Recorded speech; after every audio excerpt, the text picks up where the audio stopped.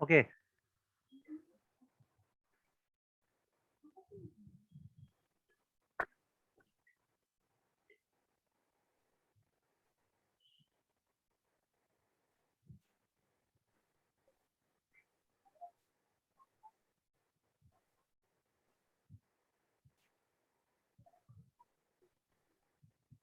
okay let's see the correct answer.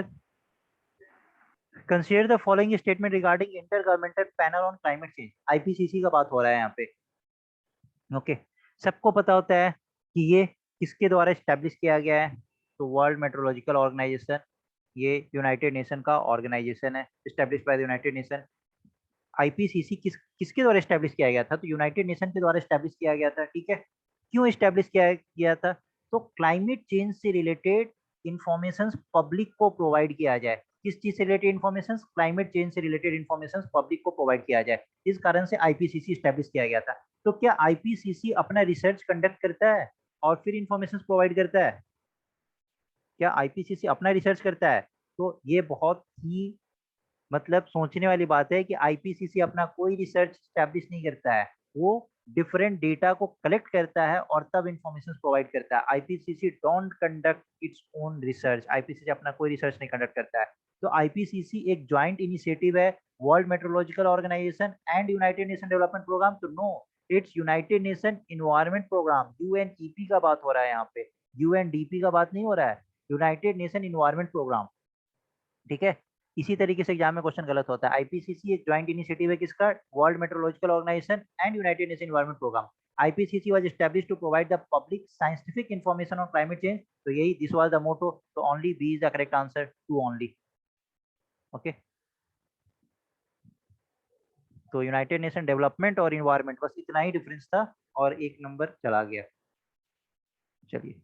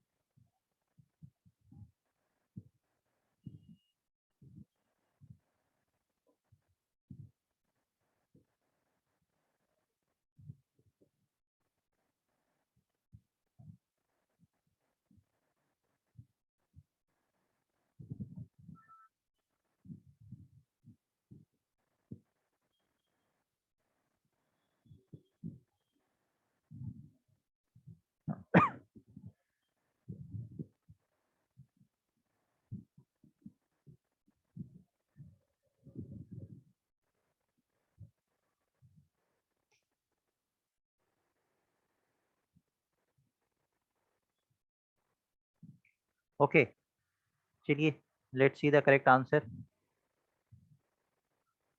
चलिए 10 second का time और दे रहा हूँ, आप लोग थोड़ा सोच के बताइए. देखिए अगर नहीं भी पता है ना तो डोंट वरी कि इससे ये पता ही नहीं है हमें, तो डेटा पता ही नहीं है कैसे बताएंगे. डेटा करनी क्वेश्चन है, लॉजिक का क्वेश्चन है.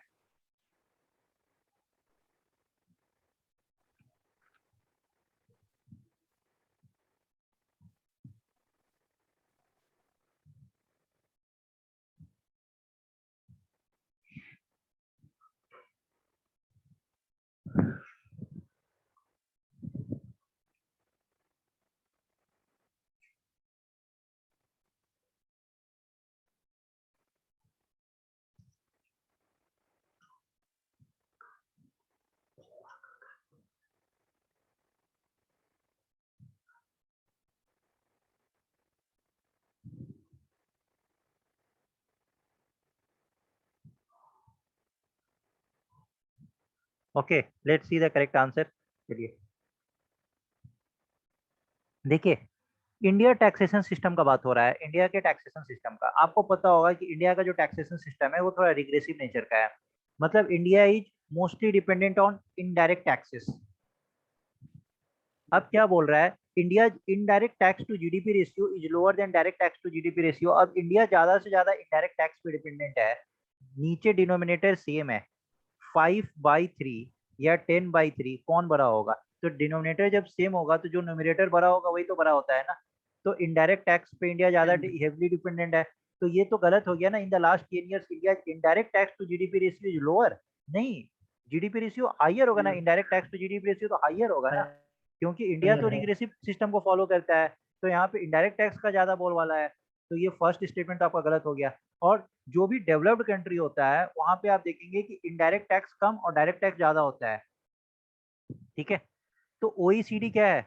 Organisation of economic cooperation and development. OECD में कौन कौन कौन से कंट्रीज आते हैं? तो जो भी आपका नॉर्थ अमेरिका का कंट्री है या जो भी यूरोपियन कंट्रीज है, मेनली यही सारे कंट्रीज ओईसीडी के अंदर आते हैं। तो यहाँ पे क्या होगा, डायरेक्ट टैक्स ज्यादा होगा ना देन इनडायरेक्ट टैक्स। तो average share of direct tax in OECD countries greater, तो ये तो लॉजिकल बात है कि वहां पे डायरेक्ट टैक्स ज्यादा होगा, तो सेकंड इज ट्रू। तो only B is the correct answer. इस तरीके की चीज देख के ना एग्जाम में कभी भी छोड़ते नहीं है इस तरीके से क्वेश्चन, क्योंकि अगर आप लोग थोड़ा भी नॉलेज रखते हैं, थोड़ा भी पेपर पढ़ते हैं ना, इतना तो पता होगा कि इंडिया कौन सा चीज फॉलो कर रहा है। तो बस यहाँ पे बहुत सारे लोग को लगा होगा जिसे डेटा याद रखेंगे तभी तो हम बता पाएंगे, कहाँ डेटा की जरूरत है, कोई डेटा की जरूरत नहीं है यहाँ पे। चलिए,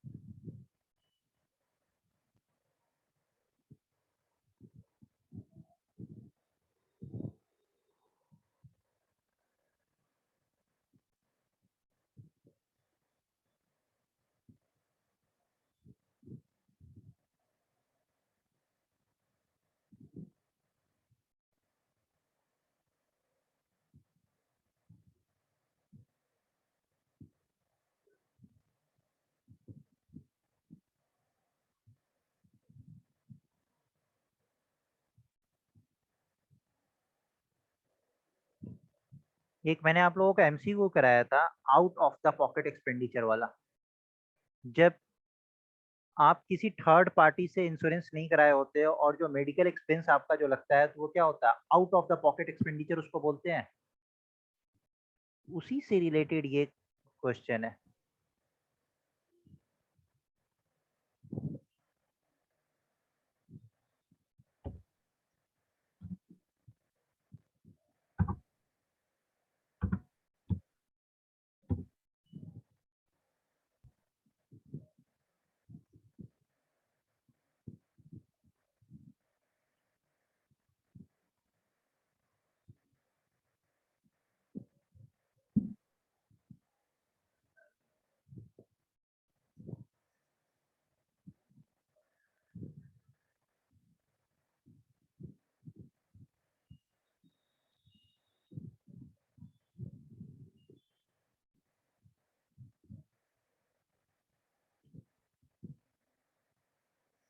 जगतार सिंह, आपने लॉजिक तो सही बताया, तो फिर आप आंसर गलत क्यों बता रहे हैं?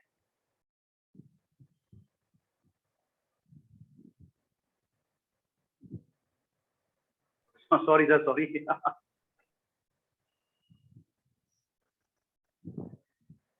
ओके, लेट्स सी। ये क्या है? प्रधानमंत्री भारतीय जन औषधि परियोजना, ये क्या है? ये गवर्नमेंट का स्कीम है। और ये गवर्नमेंट का स्कीम क्यों लॉन्च किया गया था, इसके पीछे लॉजिक क्या था? कि जो जेनेरिक मेडिसिन है ना, जेनेरिक मेडिसिन के लिए, जैसे आप देखते होंगे कि इंडिया में out of the pocket expenditure बहुत ज्यादा होता है, क्योंकि लोग इंश्योरेंस वगैरह नहीं कराए होते हैं, वो जैसे हॉस्पिटलाइज वगैरह होते हैं या कहीं भी, तो उनको जो डॉक्टर्स जो मेडिसिन प्रिस्क्राइब करते हैं, सेम कॉम्पोजिशन का मेडिसिन अगर जेनरिक मेडिसिन आप लेने जाओगे तो 5 से 10 रुपये मिलेगा, और वही मेडिसिन अगर आप प्राइवेट कंपनी वगैरह से लोगे, रैनबैस्की वगैरह जो इस सब तरीके का मेडिसिन जो क्रिएट करता है, तो वो 500 600 ऐसे वो मेडिसिन मिलता है आपको। तो यहाँ पे प्रधानमंत्री जन औषधि परियोजना का मेन मकसद यही था कि out of the pocket expenditure को रिड्यूस किया जाए और जेनेरिक मेडिसिन का कवरेज बढ़ाया जाए। इस कारण से ये प्रधानमंत्री जन औषधि परियोजना लाया गया था। तो aim of the scheme is to provide major medicine at free of cost. नहीं, free of cost generic medicine free of cost तो थोड़ी मिलता है, ऐसे थोड़ी गवर्नमेंट बोल रहा है क्या आप आओ और लेके जाओ। वो तो सिर्फ आपको मेडिकल जो गवर्नमेंट हॉस्पिटल्स वगैरह होता है वहाँ पे कुछ मेडिसिन आपको फ्री ऑफ कॉस्ट दिया जाता है। लेकिन ये प्रधानमंत्री जन औषधि परियोजना का क्या मतलब है कि बहुत जगह पे आप देखोगे कि जन औषधि केंद्र ऐसा खुला हुआ है, ठीक है। बहुत बड़े बड़े सिटी में भी जन औषधि केंद्र खुला रहता है, लेकिन वो ज्यादा फंक्शनल होता नहीं है, आई डोंट नो क्यों नहीं होता है, बट जन औषधि केंद्र खुला रहता है, ठीक है। वहां पे क्या होता है कि आप वही मेडिसिन खरीदने जाओगे ना तो आपको बहुत सस्ते दाम पे मिलेगा, क्योंकि उसका कॉम्पोजिशन वगैरह सेम होता है बट कंपनी अलग होता है। तो इस कारण से प्रधानमंत्री जन औषधि परियोजना आया था। तो एम इसका तो गलत हो गया। एम तो फ्री में मेडिसिन को प्रिस्क्राइब करना नहीं था ना, और पॉवर्टी लाइन को सिर्फ टारगेट करना नहीं था, ये तो out of the pocket expenditure को टारगेट कर रहा है, ठीक है। दूसरा क्या है, it is being implemented by ministry of health and family welfare. तो आप देखो यहाँ पे मेडिसिन का बात हो रहा है, तो मेडिसिन के लिए कौन सा फर्टिलाइजर्स आया, सॉरी कौन सा मिनिस्ट्री आएगा, Ministry of chemicals and Fertilisers ना, Ministry of health and family Welfare नहीं आएगा ना। तो स्टेटमेंट 1 भी आपका गलत हो गया और स्टेटमेंट 2 भी आपका गलत हो गया। तो correct, which is the correct, neither 1 not 2। Sir कौन सी मिनिस्ट्री आएगी sir? Ministry of chemicals and fertilisers, right sir, right. जो कि डिपार्टमेंट ऑफ फार्मास्यूटिकल्स किसके अंदर आता है। अगर आप इसको थोड़ा भी लॉजिक लगाते तो आपको पता होगा कि ये जन औषधि का बात कर रहा है, मतलब डिपार्टमेंट ऑफ फार्मास्यूटिकल्स का बात हो रहा है। और डिपार्टमेंट ऑफ फार्मास्यूटिकल्स किस मिनिस्ट्री के अंदर आता है? डिपार्टमेंट ऑफ फार्मास्यूटिकल्स क्या ministry of health and family welfare के अंदर आता है? नहीं आता है। डिपार्टमेंट ऑफ फार्मास्यूटिकल्स तो ministry of chemicals and fertilisers के अंदर आता है ना। तो अगर आप यहाँ से ये लॉजिक नहीं लगा पा रहे तो इतना तो सोच लेते ना कि जन औषधि का बात हो रहा है, यहाँ पे मेडिसिन का बात हो रहा है, मतलब डिपार्टमेंट ऑफ फार्मास्यूटिकल्स का बात हो रहा है, और फार्मास्यूटिकल्स तो ministry of chemicals and fertilisers के अंदर आता है। चलिए, तो इसका करेक्ट क्या हो गया? None. Okay,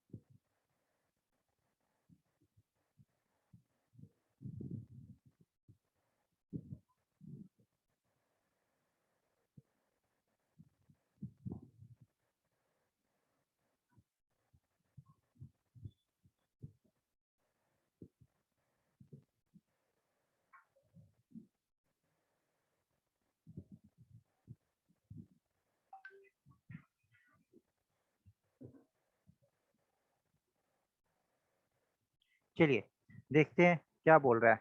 which of the following goods और services is under purview of GST, मतलब जीएसटी के अंदर कौन सा पार्ट आता है और कौन सा पार्ट नहीं आता है। तो ये चार दे रखा है, इसमें से एक सिर्फ जीएसटी के अंदर आता है, बाद बाकी 3 जीएसटी के अंदर नहीं आता है। जीएसटी होता क्या है? Goods and services tax.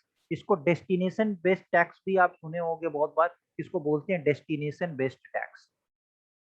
Question भी पूछा गया था, GST also known as destination based tax. इसको डेस्टिनेशन बेस्ड टैक्स क्यों बोलते हैं, क्या मतलब होता है इसका? कस्टमर पे होता है क्या? And user. आप हाँ ठीक है, आप एंड यूजर से पे करते हो। किस तरीके से पेमेंट होता है इसका?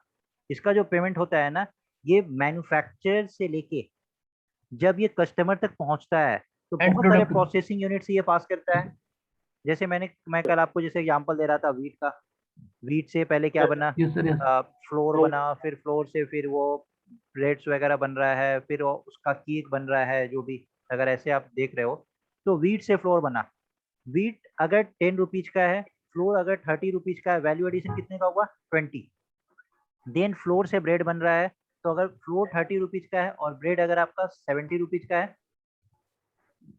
वैल्यू एडिशन कितना हुआ 40। देन ब्रेड से केक बन रहा है, जी केक अगर 70 का है, सॉरी ब्रेड 70 का है और केक अगर आपका 140 का है, 100 चलिए 100 का है तो ठीक है 30, 70 ठीक है 30 तो 30 वैल्यू एडिशन। तो इस जो वैल्यू एडिशन हो रहा है ना, इस पे भी टैक्स लगाया जाता है, यहाँ भी टैक्स, यहाँ भी टैक्स, यहाँ भी टैक्स, हर जगह टैक्स लग रहा है। लेकिन ये टैक्स बियर कौन कर रहा है, तो ये टैक्स जो फाइनल कंज्यूमर है ना वो बियर कर रहा है, फाइनल कंज्यूमर। कस्टमर। यस, जो फाइनल कंज्यूमर होता है, इसीलिए इसको बोलते हैं डेस्टिनेशन बेस्ड टैक्स। और ये जो टैक्स होता है ना, ये स्टेज, ऑल स्टेजेस पे टैक्स लगाया जाता है, एट ऑल द स्टेजेस। ऐसा नहीं होता है कि सीधा मैन्युफैक्चरर ने वीट से सीधा केक बना तो इस केक पे डायरेक्ट टैक्स लगाया जाएगा, नहीं, ये हर जगह जहाँ भी वैल्यू एडिशन हो रहा है वैसे टैक्स लगता है। तो ये जीएसटी का मतलब होता है। चलिए, जीएसटी के अंदर बहुत सारे पार्ट को, लगभग सब पार्ट को डाला गया है, सिर्फ 3 ऐसा पार्ट है जिसको जीएसटी के अंदर नहीं डाला गया है, दैट इज अल्कोहल। अभी आप देख रहे हो पेट्रोलियम प्रोडक्ट्स और इलेक्ट्रिसिटी। एग्रीकल्चर प्रोड्यूस जीएसटी के अंदर आता है। तो ये तो बस आपको एक छोटा सा पार्ट था जो आपको याद रखना था। ये 3 पार्ट, अल्कोहल, पेट्रोलियम और इलेक्ट्रिसिटी, ये जीएसटी के अंदर नहीं आता है, बाद बाकी सारे पार्ट जीएसटी के अंदर आते हैं। ओके, इसका लास्ट क्वेश्चन कहाँ गायब हो गया। okay.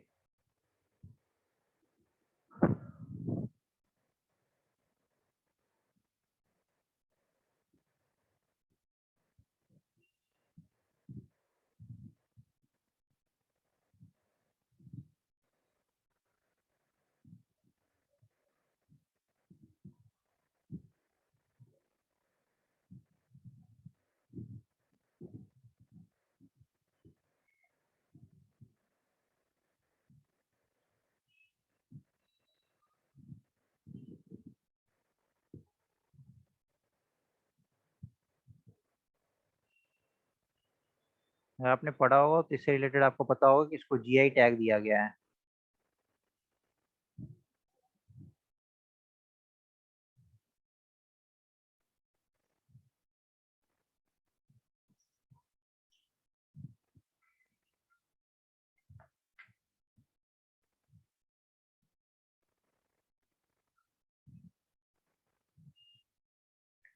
Okay, let's see the correct answer. देखिए कि काइपर्ड फार्मिंग जो क्या है, ये पहले कहाँ पे प्रैक्टिस किया जाता है, तो yes answer is Karnataka. Karnataka में प्रैक्टिस किया जाता है। ये क्यों इतना फेमस है, क्योंकि यहाँ पे पैरेलल कल्टीवेशन होता है राइस का और फिशरी का, अक्वा कल्चर जिसको बोलते हैं, अक्वा कल्चर। और ये जो राइस कल्टीवेशन होता है ना, ये ऑर्गेनिक राइस कल्टीवेशन है। और आप सोचो कि ये कोस्टल एरिया में ऑर्गेनिक राइस कल्टीवेशन किया जा रहा है अलोंग विद द फिशरी, और जहाँ पे आपको सैलाइन वाटर देखने को मिलता है। ये कोस्ट लाइन का बात हो रहा है, ये कोस्टल एरिया का बात हो रहा है। इस कारण से इसको जियोग्राफिकल इंडिकेशन टैग दिया गया है। इस प्रैक्टिस को फिर से रिवैम्प किया जा रहा है, ये प्रैक्टिस को फिर से रिवाइव किया जा रहा है, रिवैम्प किया जा रहा है। ठीक है, तो कोस्टल ब्रैकिश वाटर में ऑर्गेनिक मैटर से रिलेटेड यहाँ पे फार्मिंग होता है, यहाँ पे राइस कल्टीवेशन होता है जो कि थोड़ा सॉल्टी होता है। ठीक है, ये इसको इस तरीके से बोला जाता है salinity prone rice cultivation along with the parallel cultivation that is aquaculture, जहाँ पे फिशरी का भी प्रोडक्शन होता है। तो the correct answer is C, इसको जीआई रजिस्ट्री भी दिया गया है। तो दिस इज क्वाइट इंपॉर्टेंट, आप लोग इसको याद रखेंगे, इसी तरीके से एग्जाम में पूछा जा सकता है। It's in Kerala, not Karnataka, it's in Kerala, C Kerala.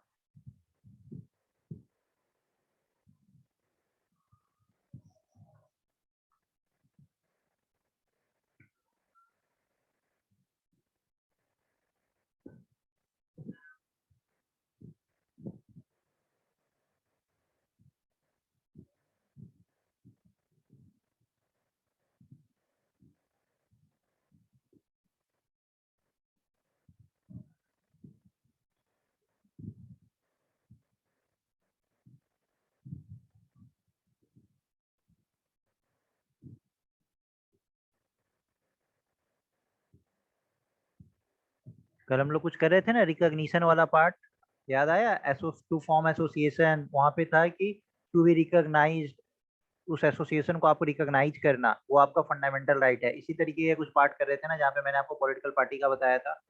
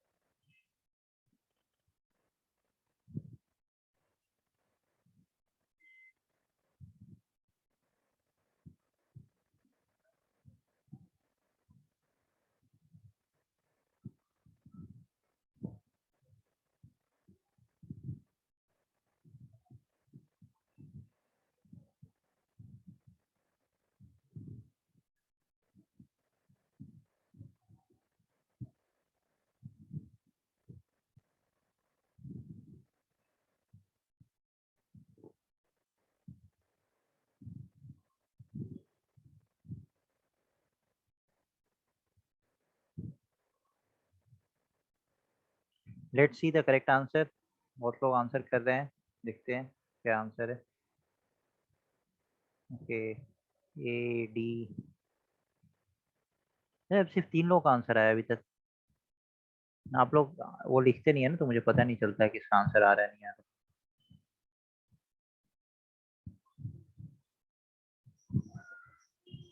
चलिए 30 सेकंड का और टाइम दे रहा हूँ, फटाफट बताइए।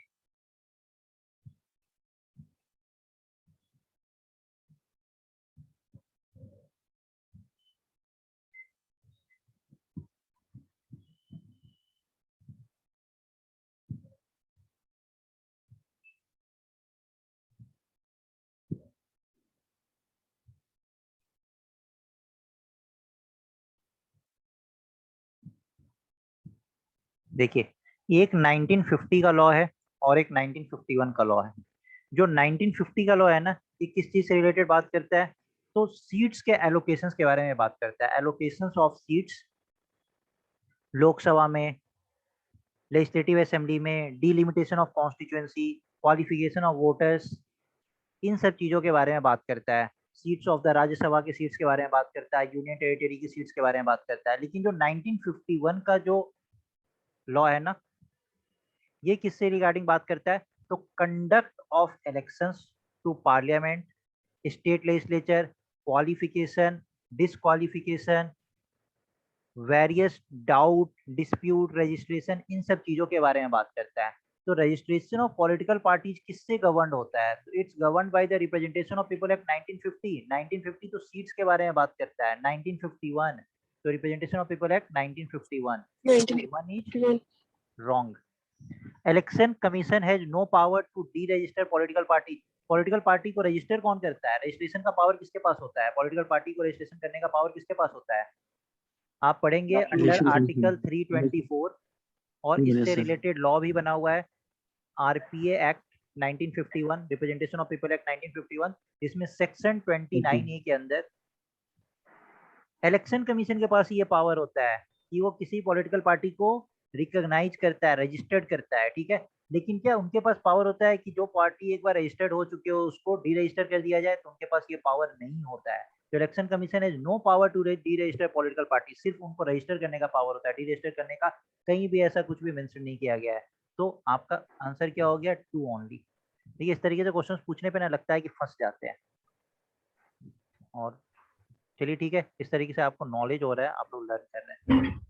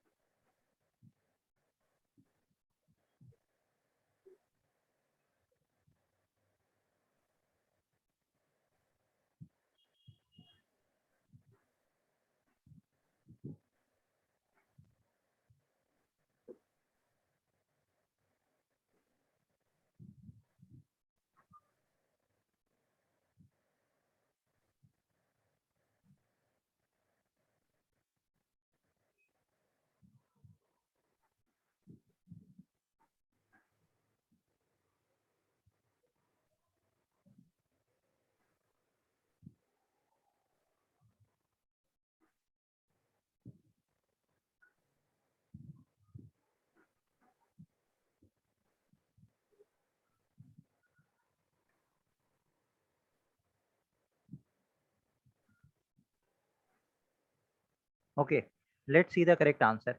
बेटर देन कैश अलायंस, देखिए थोड़ा थोड़ा नाम से पता चल रहा है ना, बेटर देन कैश, उस चीज का अलायंस किया गया, मतलब कैश से बेटर। तो कैश, कैश से बेटर क्या, digital payment. Don't carry cash, carry the digital payment. तो ये एक ग्लोबल पार्टनरशिप है, ये सिर्फ इंडिया की बात नहीं हो रही है, यहाँ पे ग्लोबल पार्टनरशिप है जिसमें लगभग 75 गवर्नमेंट्स, कुछ प्राइवेट कंपनीज, कुछ इंटरनेशनल ऑर्गेनाइजेशन, पब्लिक कंपनी, ये सब एक अलायंस क्रिएट किया है। और इनका मोटिव क्या है कि जो कैश है ना, सस्टेनेबल। उनको डिजिटल पेमेंट में ट्रांजिट किया जाए, कन्वर्ट किया जाए, in order to reduce poverty and increase the inclusive growth. Inclusive growth का जो ड्राइव है ना, इंक्लूसिव ग्रोथ, उसको इंक्रीज किया जाए। तो इस कारण से बेटर देन कैश अलायंस एक यूनाइटेड नेशन का एक अलायंस है, इसमें United nation capital development fund, उसके बाद United nation agency, international developments, और भी बहुत सारे ऑर्गेनाइजेशन सब मिलके इनको एक अलायंस क्रिएट किए हैं। तो this alliance is United nation backed alliance, मतलब यूनाइटेड नेशन से एसोसिएटेड जो भी ऑर्गेनाइजेशन है उसके थ्रू ये अलायंस क्रिएट किया गया है। तो बिल्कुल सही बात है, एम्ड फॉर रिड्यूसिंग पॉवर्टी, तो this is correct. India is not a member of this alliance, ऐसा कैसे होगा, India is a member of this alliance. तो आपका करेक्ट आंसर क्या हो गया, A only. India better than cash alliance का मेंबर है, इंडिया इस चीज पे फोकस कर रहा है। डिजिटल पेमेंट, यूपीआई, ये सब आप देख लो इसको कितना कुछ होता है। सर, इससे प्योरिटी रिड्यूस कैसे हो जाएगी? पॉवर्टी रिड्यूस कैसे होगी, डिजिटल अलायंस इनका मकसद। ओके, बहुत सही आपने पूछा। डीबीटी क्यों आया है? Yes sir, inclusive growth sir, ताकि सर पुअर को डायरेक्ट बेनिफिट मिले सर, हाँ? ताकि सर बीच में सर कोई हर्डल ना जो रहे। इंटरमीडियरी जो होते हैं, जो मिडिल मैन होते हैं, जो बेनिफिट्स दिया जाता है ना, वो मिडिल मैन के पास ही चला जाता है, वो पुअर तक तो पहुंचता ही नहीं है।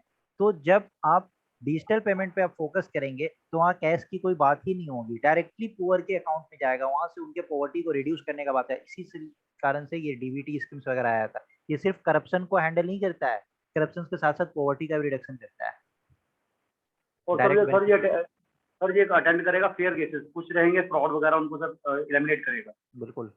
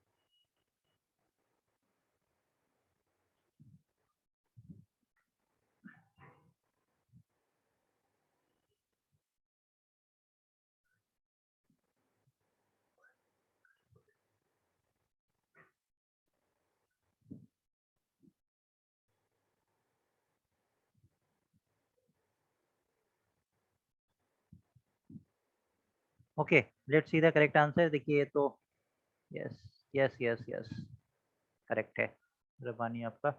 X desert flag, ex desert flag क्यों इंपॉर्टेंट है, क्योंकि इंडियन एयरफोर्स फर्स्ट टाइम इस पे पार्टिसिपेट कर रहा है विद सुकोई 30।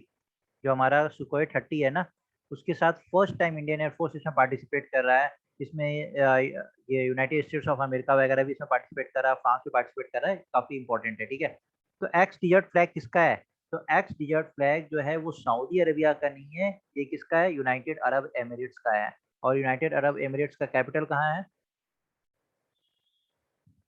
यूनाइटेड अरब एमिरेट्स का कैपिटल उधर आबू धाबी और सऊदी अरबिया का रियाद। चलिए, तो इसका करेक्ट आंसर क्या हो गया? It is participating for the first time, तो B is the correct answer, but A is not the correct answer. Saudi Arabia नहीं है, दैट इज यूएई। इसका तो आंसर आपको करना ही होगा और तुरंत करना होगा।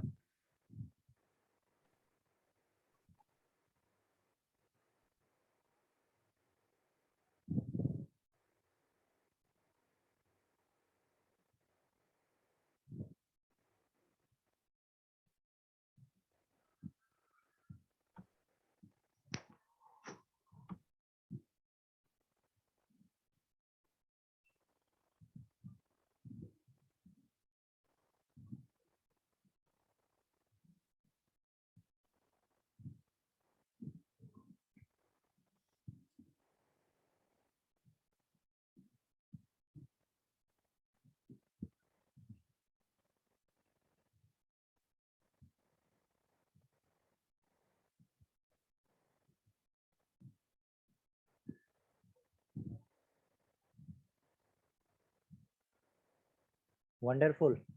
रिसाइकलिंग ऑफ शिप्स जो हम लोगों ने कवर किया था, ये हांगकांग कन्वेंशन कब का है? ये हांगकांग कन्वेंशन किस ईयर का है? Hong Kong convention 9 sir. Yes yes, you are correct, बोलिए।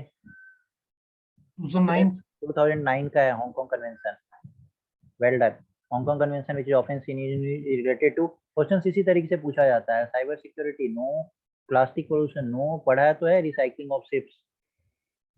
ठीक है, तो इस ठीक है, आज हम लोग इतना ही रहने देते हैं, फिर आपका 8:30 पे हम लोग क्वालिटी स्टार्ट करेंगे। बोलते बोलते मेरा भी गला फंस गया है। ओके, फिर थैंक यू। यस, कल भी हमारा एमसीक्यू सेशन चलेगा और देखता Thank you, हूँ sir. अगर Thank you. परसों जरूरत होगा तो परसों भी एमसीक्यू लेके फिर मंडे से अप्रैल मंथ से स्टार्ट करेंगे। और प्लीज जो मैं आप लोगों को क्वेश्चन सेंड कर रहा हूँ ना, वो काफी अच्छा क्वेश्चन है। ये तो ऐसे क्वेश्चन है ना, ये तो एकदम प्योर यूपीएससी लेवल वाले मैं आपको क्वेश्चन करा रहा हूँ, जिससे पूरा हॉलिस्टिक आपका चीजें कवर हो रहा है। आपको उससे रिलेटेड कॉन्सेप्ट मैं अच्छे से समझा रहा हूँ। वो जो क्वेश्चन है ना, वो प्योर करंट बेस्ड क्वेश्चन है। उसके उसके आंसर, आंसर्स भी सर मिलने चाहिए। हाँ शाम मैंने बोला ना, अच्छा आप स्टार्टिंग में नहीं थे क्लास में, मैं बोला ना कि आज रात से मैं उसका आंसर पहले भेज दूंगा, फिर उसका आपको क्वेश्चन सेंड करूंगा। ठीक है, तो आज रात से मैं उसका आंसर भेज करूंगा। मैं वेट कर रहा था कि कुछ लोग पार्टिसिपेट करें, ज़्यादा से ज़्यादा लोग उसका आंसर्स करें। कल सिर्फ एक ने किया था, आज 6-7 लोगों ने किया, तो दैट्स गुड। ऐसे ही आप लोग इंक्रीज करिए, क्योंकि अगर इतना आप कर लिए तो क्वेश्चन कहीं बाहर से नहीं आने जा रहा है, और आपका एक बेस तैयार हो जाएगा, आपका जीएस काफ़ी स्ट्रॉन्ग हो जाएगा।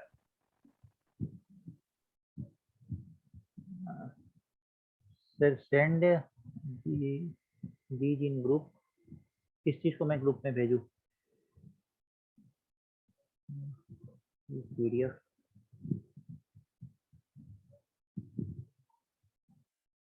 ओके ओके, चलिए, thank you all of you, bye. Thank you sir.